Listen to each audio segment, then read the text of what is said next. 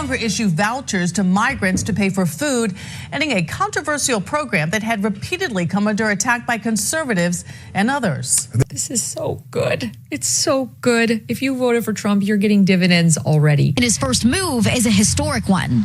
Susie likes to stay sort of in the back. In the background, Donald Trump's longtime advisor, Susie Wiles, helped lead him to a decisive victory.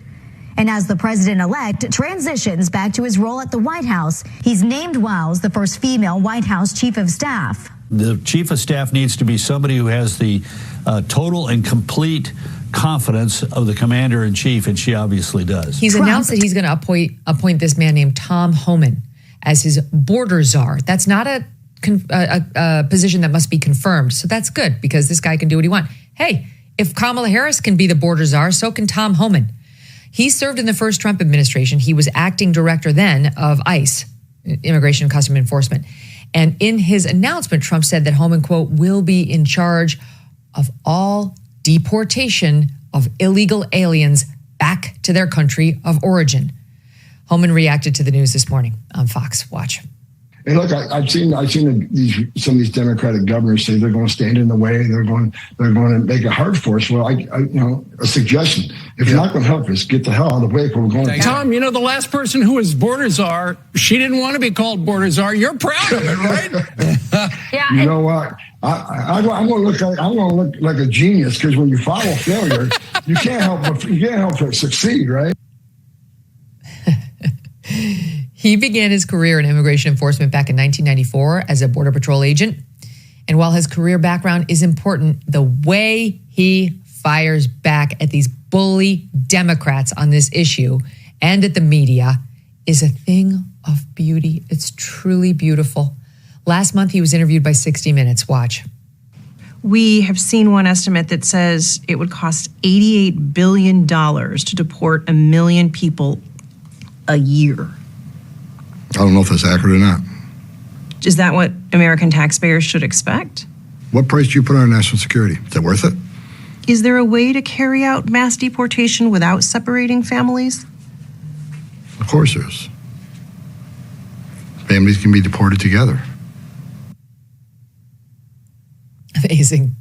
In 2019, Homan took part in a hearing on Capitol Hill. It's so good. About the Trump administration's border policies. He was accused by Democratic progressive congressmen of not caring about migrant children because of the color of their skin.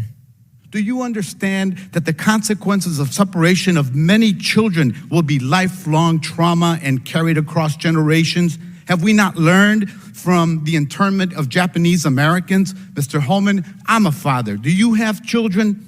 How can you possibly allow this to happen under your watch? Do you not care? Is it because these children don't look like children that are around you? I don't get it. Have you ever held a deceased child in your arms? First of all, your comments are disgusting. I've served my country. I've served my country for 34 years. I find your comments disgusting as well. I've served my country for 34 years. And yes, I held a 5-year-old boy in my arms in back of that tractor trailer. I knelt down beside him and said a prayer for him because I knew what his last 30 minutes of his life were like. And I had a 5-year-old son at the time. What I've been trying to do my 34 years serving my nation is to save lives. So for you to sit there and insult my integrity and my love for my country and for children, that's why this whole thing needs to be fixed. And you're the member of Congress. We agree on that. Fix it. Yeah, if you want to legalize illegal immigration, good luck with that, because it's going to get a hell of a lot worse on that border. If you say, well, okay, from now on, there will be no consequence, no deterrence. It's not illegal to come to this country illegally. More families would come. 31% women would be raped. More children would die. We're a nation of laws. If you don't like it, sir, change it. You're the legislator. I'm the executive branch, and I've served my country honorably for 34 years. And I will not sit here and have anybody say that I don't care about children because you're not the same color as my children. Trump turning to previous opponents to fill other cabinet positions.